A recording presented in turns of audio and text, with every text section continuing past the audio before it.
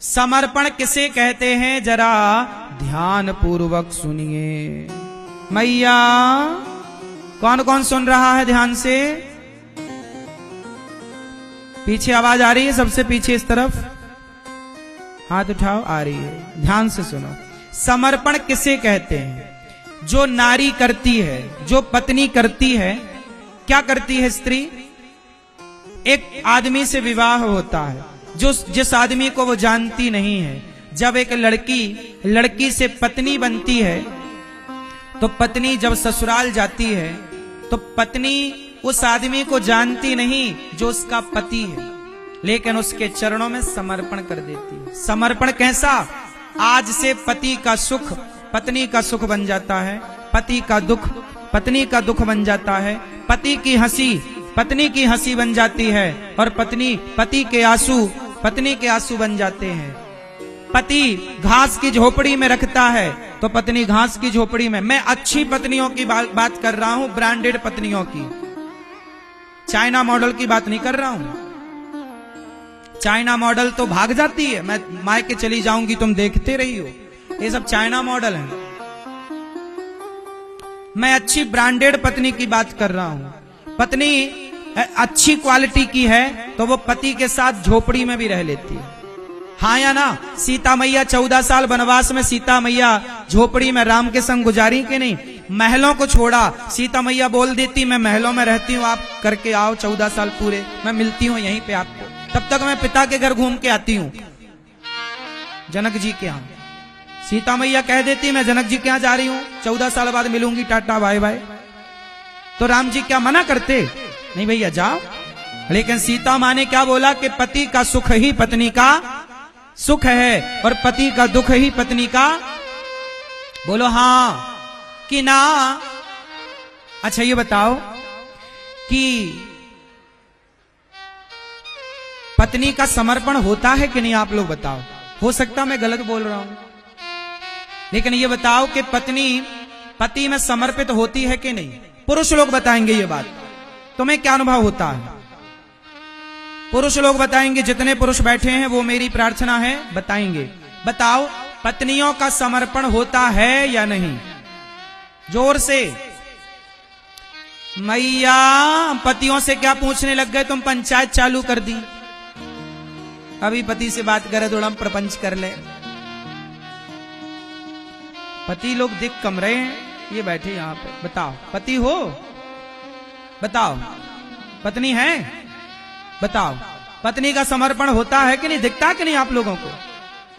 कितने पुरुषों को पत्नी का समर्पण दिखता है? जिनको दिखता वो पुरुष हाथ उठाओ। हाँ मैया आप लोगों के पति कहां हैं? घर पे क्या कर रहे हैं? हैं? काम काम, सारी जिंदगी काम ही करना है। 7 दिन का मौका मिला है, सुनवा देती कथा तो तुम्हारी फायदा होता। तुमसे लड़ते ना, प्यार करते।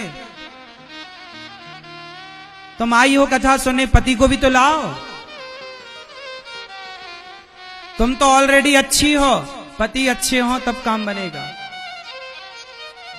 काम तो जब तक रहेगी जिंदगी, फुर्सत ना मिलेगी काम से।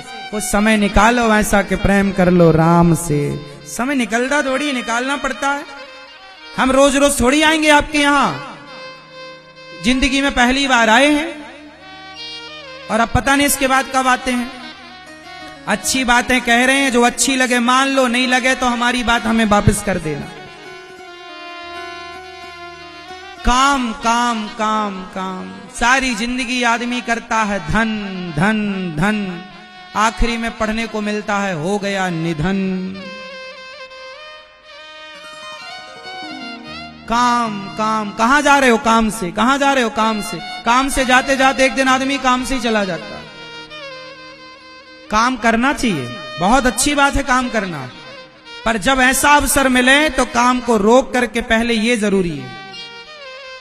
क्या जरूरी है? बोलो। कथा जरूरी नहीं है? कथा नहीं है ये कथा के साथ साथ तुम्हारे को जीवन भर के लिए चार्ज करने वाली औषधि है, जीवन भर काम आने वाली दवाई है। तुम्हारे गृहस्थ को, तुम्हारे परिवार को, तुम्हारे बच्चों को जो बात 7 दिनों में संस्कार दे सकती है, तुम सारी जिंदगी में अपने पति को, अपने बच्चों को नहीं सिखा सकती थी, जो 7 दिन में यह दास अनिरुद्ध कह करके जाएगा। ठीक है, घर में बिठाने से कुछ ना मिलेगा। हाँ, कितना कमा लेंगे आज दिन भर में। इसलिए बोलो कि कथा सुना करे। पत्नी का समर्पण होता है पति के लिए, पति का सुख, पत्नी का सुख। पत्नी देखिए कितना बड़ा त्याग करती है। विवाह होता है तो अपना परिवार, अपनी माँ बाप को छोड़कर अपने सास ससुर को माँ बाप समझती है, अपने पति को परमेश्वर मानती है। गला उसका होता है पर मंगलसूत्र तुम्हारे नाम का, मांग उसकी होती है पर मांग में सिंदूर तुम्हारे नाम का, हाथ उसके होते हैं, हाथ में मेहंदी तुम्हारे नाम की, पेट उसका होता है पर पेट में बच्चा तुम्हारे नाम का होता है। ये नारी का समर्पण। जब विवाह होता है तो लड़की का नाम बदल जाता है, लड़की का गोत्र बदल जाता है, लड़की की जाति बदल जाती है। ये बात सही है कि गलत है? शादी के पहले लड़की का गोत्र कुछ और होता है, शादी के बाद लड़की का गोत्र बदल जाता है। पति के गोत्र से पहचानी जाती है, पति की जाति से पहचानी जाती है। हाँ या ना? मतलब एक लड़की का समर्पण देखो कि अपने पति के लिए अपनी जाति छोड़ दी, अपना गोत्र छोड़ दिया, अपना नाम छोड़ दिया। अब ससुराल में जो नाम दिया जाता है उस नाम से वो जानी और पहचानी जाती है। वाह! समर्पण क्या कहता है? खुद को मिटा देना। लड़की मिट गई, अब वो पत्नी बन गई। विवाह के बाद लड़की मर जाती है और एक पत्नी का जन्म होता है। बात सही है कि गलत है? अपने को मिटा देना ही पत्नी है। पति बनना सरल है, पत्नी बनना कठिन है। इसलिए पत्नी समर्पण की जीती जागती मूर्ति है और जीता जागता एग्जाम्पल है, उदाहरण है। पत्नी से बड़ा मुझे समर्पण का कोई उदाहरण नजर ना आया। जैसे पत्नी अपने को मिटाती है, जैसे एक लड़की खुद को मिटाकर पत्नी बनती है, ऐसे ही अपने को मिटा करके और भक्त बन जाना, यही समर्पण है। अपने आप को जैसे पत्नी ने सौंप दिया, पति के हवाले कर दिया। जैसे आपका पति बुलाए तो आती हो, बिठाए तो बैठती हो। पत्नी पति के इशारों पर चलती है। एक अच्छी पत्नी, एक पतिव्रता नारी की मैं बात कर रहा हूं, मैं कुलटा की बात नहीं कर रहा हूं। पत्नी पति के साथ रहती, पति में समर्पण है उसका। पति खा लेता है तब खाती है, पति के लिए बनाती है। कई बार बच्चों को, पति को परोसने में सब्जी खत्म हो जाती है तो बिना किसी से कुछ कहे अचार के संग खा लेती है। बोलो हाँ। आपको कहती है थोड़ी सब्जी और ले लो, जबकि अंदर बची नहीं है, लेकिन आप खा लो पेट भर के। ये पत्नियां क्या बोलती हैं? हे माता, हे भगवती, हे विधाता, जब मैं मरूं तो सुहागन मरूं। पत्नी चाहती है कि मेरी उम्र से ज्यादा मेरे पति की उम्र होनी चाहिए। इससे बड़ा समर्पण क्या होगा? इसलिए नारी कहती है मैं जब भी मरूं तो, बोलो जोर से, सुहागन मरूं। ये समर्पण है एक स्त्री का आपके लिए। इसलिए पुरुष बंधु पत्नी का थोड़ा आदर किया करो, सम्मान किया करो, इज्जत किया करो। यही तो पाठ पढ़ाना स्कूलों में रह गया कि पत्नी की इज्जत क्यों करनी चाहिए। काश एक सिलेबस में होता कि पत्नी तुम्हारे लिए ये त्यागती है, ये छोड़ती है। और लड़की, एक अच्छी पत्नी बनना मेरी माँ।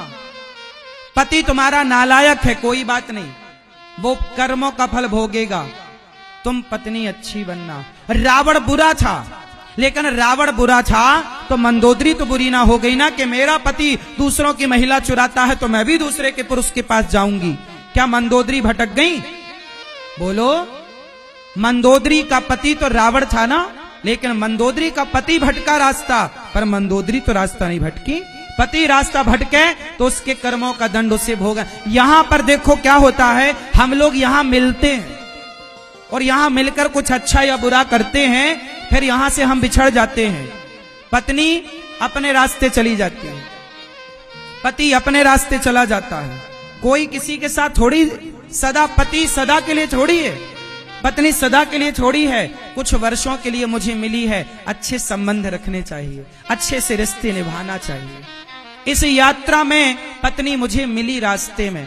20 साल बाद आपका ब्याह हुआ तो 20 साल बाद आपकी जिंदगी में एक पुरुष आया पति बनकर, एक स्त्री आई पत्नी बनकर। 25 साल में ब्याह हुआ तो 25 साल बाद आई, 30 साल में ब्याह हुआ तो 30 साल बाद आई, और 50 साल 55 साल 60 साल के होते होते तुम्हारी पत्नी चली गई। 70-80 साल के होते होते पत्नी चली गई, पति चला गया। तो 25 साल में मिली और 75 साल में चली गई, तो बीच के इतने ही वर्षों के लिए तो पत्नी मिली थी, बीच के इतने ही वर्षों के लिए तो पति मिला था। कोई सदा के लिए थोड़ी रहोगे तुम लोग। ये तो यात्रा है और आप सब यात्री गण हैं, मिले हुए हैं बिछड़ने के लिए। आज हम लोग मिले हैं, आरती होगी बिछड़ जाएंगे, कल फिर आप आओगे, पता नहीं कल आप आओगे नहीं आओगे, 7 दिन बाद हम लोग आप अपने घर, ये दास अनिरुद्ध अपना काम पूरा करके धाम वृंदावन में जाके वहां कथा सुनाएगा। तो हम लोग किसी उद्देश्य को लेकर मिलते हैं। ऐसे पत्नी का एक उद्देश्य है, पूरा होगा चली जाएगी, पति का एक उद्देश्य है, पूरा होगा चला। कोई किसी का है नहीं, मान लेते हो मेरी पत्नी मेरा पति मेरा बेटा, कोई है किसी का नहीं। अच्छा ये बताओ, ये आंख, आपकी आंख कहां है, जरा हाथ रख के बताओ, आंख पे हाथ रखो, आपकी आंख कहां है? ओ मैया तुम मजाक ना समझो, जो कह रहे हैं करो। अपना तुम्हारा कान कहां है? ये आपका कान है, आपका है। ये आंख आपकी, कंफर्म करके बताओ आपकी है? ये हाथ आपका है? लो, इससे बड़ा झूठ क्या होगा? आपको लगता है कि आंख मेरी है। यदि आंख आपकी थी तो आंखों में कमजोर दिखाई पड़ने लगा, कम दिखाई पड़ने लगा, आपने रोका काहे नहीं? पांव आपके थे तो घुटनों में दर्द हो गया, रोका क्यों नहीं? शरीर आपका था तो बुढ़ापे की ओर चला गया, जर्जर हो गया, चलने में थरथर आप कांपते हो, आपका शरीर था तो रोक लेना था। बताओ मेरी मां, यदि आंख आपकी थी तो अंधी काहे हो गई कुछ लोगों की आंखें? हाथ आपका था तो बुढ़ापे में यह हाथ उठता नहीं है, पैरालाइसिस हो जाए तो हाथ काम नहीं करता। आपका था तो रोक लेते ना, आप चाहते थोड़ी है कि बूढ़े हो जाएं, पर हो गए ना। आपका शरीर था तो रोक लेना था ना बुढ़ापा आने से। इसका मतलब है ये शरीर भी अपना जोर से नहीं है ना। जब शरीर अपना नहीं, यदि शरीर तुम्हारा होता तो ले ना जाते साथ में, छोड़ के काहे चले गए? लोग जला देते, तुम्हारा था तो ले जाते ना। इसका मतलब ये हमारे बाप का, जोर से, क्यों ये शरीर आपके बाप का है? नहीं, शरीर आपका ना हो सका तो शरीर से संबंध रखने वाले लोग तुम्हारे कैसे होंगे भैया? इससे बड़ा झूठ क्या है? आप कहते हो ये मेरा है, ये मेरा, वाह ये तेरा हो गया। तू एक काम कर भैया, आप लोग एक काम करो, मेरी माँ भैया आप लोग एक काम करो, शरीर के उस हिस्से पे जरा हाथ रखो जो आपका हो। एक हिस्से पर जरा हाथ रख के जो आपका है वो आप जरा मुझे कंफर्म कराओ, कौन सा शरीर में कौन सा अंग हिस्सा आपका है? बेटी आपकी हो, बेटा आपका हो, दौलत आपकी हो, घर आपका हो, तो जो आपका है जरा बताओ, जरा उस पे हाथ रखो। बोलो मेरी मां, रख सकते हो मैया शरीर के कोई ऐसे अंग में जो कह सको कि ये मेरा है? बोलो मेरी मां। नहीं ना, फिर तुम कहते क्या हो? ये मेरा, ये मेरा। अच्छा लॉलीपॉप खा रहे हो, खाओ खाओ, तसल्ली है कर लो। मेरा मेरा का लॉलीपॉप तो खा ही रहे हो ना, खाओ, बड़ा स्वाद आ रहा है, लेकिन सत्य नहीं है ये लॉलीपॉप। तुम्हारे बाप दादे सब चले गए, एक रत्ती लेके न गए कुछ। सुनो, अभी दुनिया के भारत के सबसे बड़े आदमी भगवान के घर गए, टाटा जी गए कि नहीं? क्या पैसा था उनके पास, कोई चीज की कमी थी? वो चाहते तो अपनी 2-5 साल उम्र बढ़वा सकते थे। उनके पास तो इतने बड़े बड़े हॉस्पिटल थे कि